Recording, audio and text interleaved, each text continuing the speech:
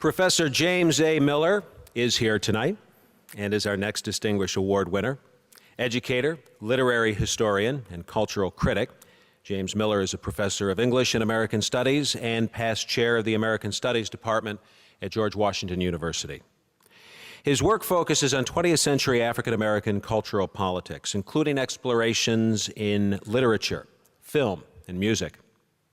Ever since he chose Richard Wright, noted African American author on race in America, as the subject of his PhD dissertation at UB, he has been interested in the relationship between social and political movements and African American cultural production.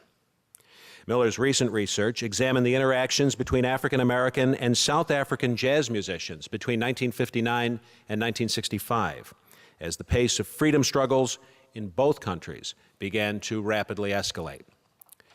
While pursuing his doctorate at UB, James became the first director of the new Black Studies program. Today, the Department of African American Studies continues to thrive.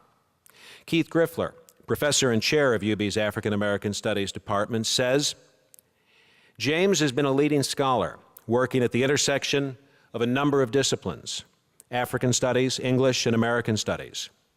His interdisciplinary scholarship exemplifies the best traditions of the field.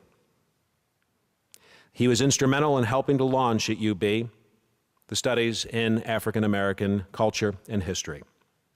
As the acclaimed scholars who have passed through it, it is fitting that we pay tribute to him with this well-deserved and appropriate honor. And we couldn't agree more. Congratulations, Professor Miller.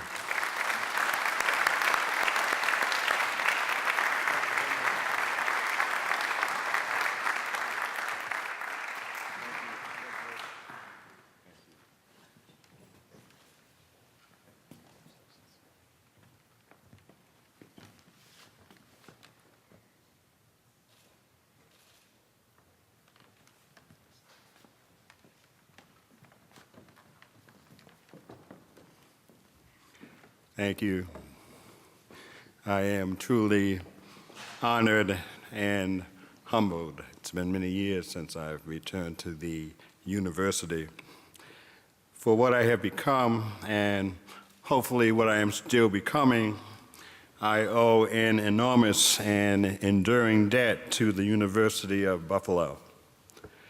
From my first encounter with the extraordinarily lively and rich intellectual life in the corridors of the English department on the Main Street campus in the mid-1960s, I knew that I had found my intellectual and professional calling.